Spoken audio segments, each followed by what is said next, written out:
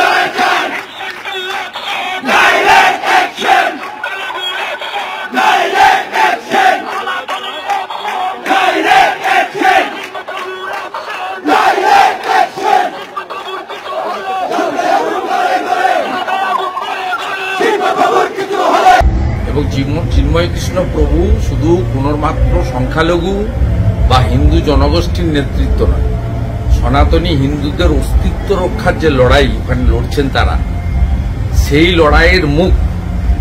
এবং এইভাবে সনাতনী হিন্দুদের অস্তিত্ব আফগানিস্তান থেকে মুছে গেছে, পাকিস্তান থেকে মুছে গেছে, বাংলাদেশ থেকেও মুছে ফেলার চক্রান্ত হয়েছে। আপনারা পথে নামবেন প্রতিবারে? আমি তো ইতিমধ্যেই রাস্তায় নেমেছি। গত 10 দিন আগে কলকাতা হাইকোর্টের অনুমোদন নিয়ে গোবর্ধনগিরি ট্রাস্টের পক্ষ থেকে রানী রাসমণি রোড থেকে আমাদের বাংলাদেশ হাই কমিশন পর্যন্ত আমাদের যেতে দেয়নি। আমরা আলিমুদ্দিন স্ট্রিট পর্যন্ত বড় বর্ণাঢ্য শোভাযাত্রা করেছি, আপনারা দেখেছেন, ধ্বজ নিয়ে হাজার হাজার সাধু সন্ত সমাজকে এবং হিন্দু সংগঠনকে সাথে নিয়ে আমরা সব সময় রাস্তায় আছি এবং চিন্ময় কৃষ্ণ দাস প্রভুকে অবিলম্বে নিঃশর্ত মুক্তি দেওয়ার দাবি করছি। আমাদের ভারতীয় জনতা পার্টির যে পররাষ্ট্র বিষয়ক সেল আছেন, যার অন্যতম মেম্বার শিশির বাজুরিয়াজি আছেন, ডক্টর অনির্বাণ গাঙ্গুলিরাও দেখাশোনা করছেন, তারা দিল্লিতে আছেন, তাদেরকে আমরা ইনফর্ম করেছি। এর বাইরেও জয়শঙ্করজিকে আমি অনুরোধ করেছি, পররাষ্ট্রমন্ত্রীকে, তিনি বিষয়টা পররাষ্ট্রনীতি মেনে কূটনৈতিক স্তরে বিষয়টা যাতে দেখেন। কারণ আমাদের মহামান্য প্রধানমন্ত্রী বারে বারে বাংলাদেশের হিন্দু সমাজকে নিয়ে উদ্বেগ প্রকাশ করেছেন এবং বিশ্বের সর্ববৃহৎ সামাজিক সংগঠন রাষ্ট্রীয় স্বয়ংসেবক সংঘের পূজ্যপাদ সরসংঘ চালক তিনি বিজয়া দশমীর যে বক্তৃতা করেছেন নাগপুরে, সেখানেও গোটা পৃথিবীর হিন্দু সমাজকে বাংলাদেশের হিন্দু সমাজের পাশে দাঁড়ানোর আহ্বান করেছেন। তাই আমার পক্ষ থেকে যেটুকু দৃষ্টি আকর্ষণ করা বা সোশ্যাল মিডিয়া, মেনস্ট্রিম মিডিয়াতে প্রতিবাদ করা বা আমার যারা কলিগরা আছেন সেগুলো জানানো সমস্ত আমি করেছি। বাংলাদেশের সনাতনীদের সঙ্গেও যোগাযোগ রেখেছি এবং আমরা পরিকল্পনা করছি যে আগামীকাল যদি ওনাকে বেল না দেওয়া হয়, না করা হয়, তাহলে সমগ্র গোটা পৃথিবীর হিন্দু সমাজ যেভাবে আন্দোলনে রাস্তায় নামবেন, তার বাইরে পশ্চিমবঙ্গের হিন্দু সমাজও থাকবে না। এবং সে ব্যাপারে সংগঠনগুলি উদ্যোগ নেওয়ার আবেদন করেছি। সংগঠনগুলি যদি উদ্যোগ নিতে কোনোভাবে একটু সময় নেয়, সেক্ষেত্রে আমি নিজে আমার পক্ষ থেকে সবাইকে জুটিয়ে সংঘবদ্ধভাবে 10 দিন আগে যে আন্দোলন, মিছিল, প্রতিবাদ ইত্যাদি করেছি শান্তিপূর্ণভাবে, সে একই জিনিস কলকাতা এবং বাংলার বুকে করতে হবে। এবং প্রয়োজন হলে আমাদের বাংলাদেশ বর্ডার এলাকাগুলোতে অবরোধ অবস্থান, ধর্ণা, রাস্তায় শুয়ে পড়ে প্রতিবাদ, এটা শুধুমাত্র হিন্দুদের স্বার্থ রক্ষার লড়াই নয় বা চিন্ময় কৃষ্ণ দাস প্রভুকে জামিনে মুক্তি করার লড়াই নয়, বাংলাদেশের হিন্দুদের অস্তিত্ব রক্ষার লড়াই। সুন্দর, এই জায়গাতেই আপনি বলছেন যে বর্ডার এরিয়াগুলোতে গিয়ে প্রয়োজনে আন্দোলন করতে হবে, কিন্তু এই বর্ডার দিয়েই প্রচুর অনুপ্রবেশ হচ্ছে, রোহিঙ্গারা প্রবেশ করছে। আপনিও অভিযোগ করেছিলেন যে মমতা বন্দ্যোপাধ্যায় রোহিঙ্গাদের গোটা ভারতে সাপ্লাই করছেন। রাজ্য সরকার আদৌ কোনো পদক্ষেপ কি নিচ্ছে অনুপ্রবেশ আটকানো? এটা অভিযোগ আমি করতে যাব কেন? এই তো 5-6 দিন আগেই কর্ণাটকে কংগ্রেস সরকার 8 জনকে ধরেছে, তাদের ফর্জি আধার কার্ড পাওয়া গেছে এবং আধার কার্ড তারা সব পশ্চিমবঙ্গ থেকে আধার কার্ড তৈরি করে দিয়েছে তৃণমূলের লোক।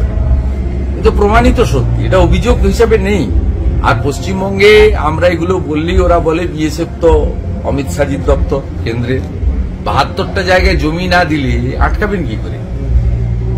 আপনি আটকাবেনটা কি করে? উত্তর চব্বিশ পরগনা মুর্শিদাবাদ একটা বড় অংশে প্রত্যেক দিন স্বরূপনগরে একটা ভিডিও আমি আপনাকে দেখিয়ে দিতে পারি, সেখানে প্রত্যেক দিন 150-200 করে লোক ঢুকছে।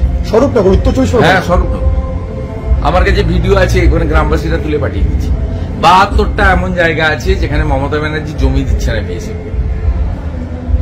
এটা তো মমতা ব্যানার্জি নিজে করছে, ডেমোগ্রাফিটা বদল করে এখানে পশ্চিমবঙ্গকে আপনার ভোট ব্যাংকটাকে তৈরি করার জন্য এবং হিন্দুদের সংখ্যা কমানোর জন্য। মমতা যে 2,80,00,000 ভোট পেয়েছে তার মধ্যে 30-40 লক্ষ ছাপ্পা ভোট, বাকি যে 2,30,00,000 ভোট ধরুন বা 40 লাখ ভোট যে জেনুইন ভোট পেয়েছে তার মধ্যে 2 কোটির কাছাকাছি মুসলিম ভোট। আর বিজেপি যে 2,33,27,000 ভোট পেয়েছে তাতে একটাও ছাপ্পা ভোট নেই, পুরোটা হিন্দু ভোট।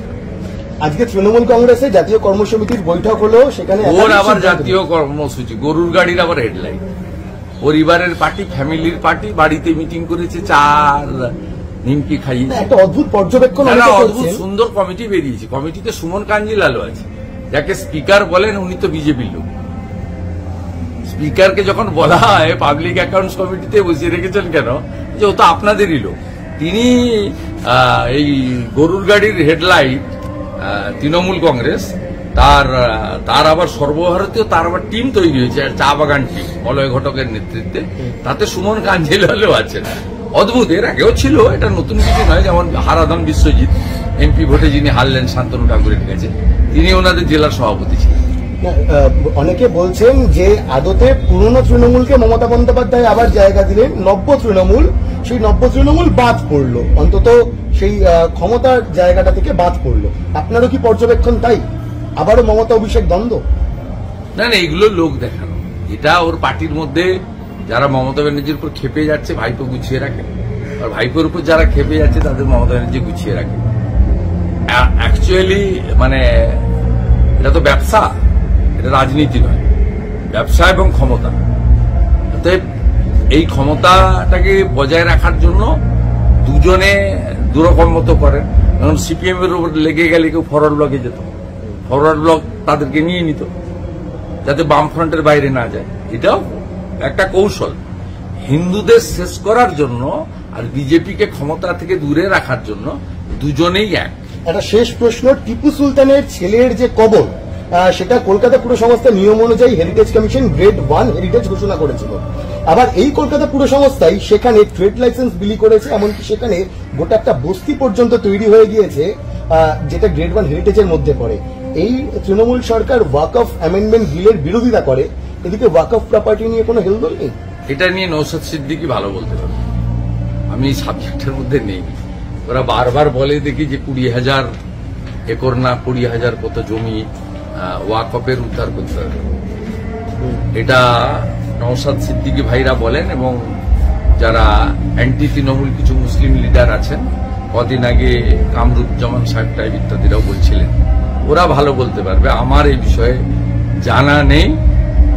আর বাকি ওয়াকফের বিষয়ে জেপিসি তাদের সিদ্ধান্ত পার্লামেন্টে জানাক, তারপরে বলবে।